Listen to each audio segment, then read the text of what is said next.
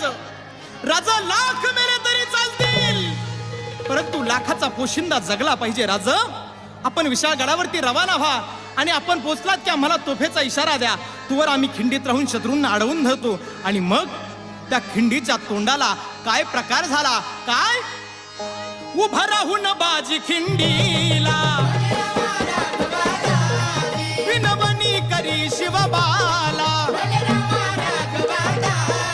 तुम्ही सुखरूप इथं न जावा, तोप उडवावा द्यावा इशाऱ्याला. तुम्ही गेलं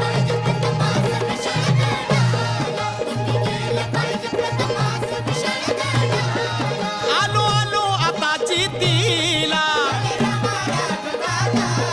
मी ठार करतो सिद्धीला.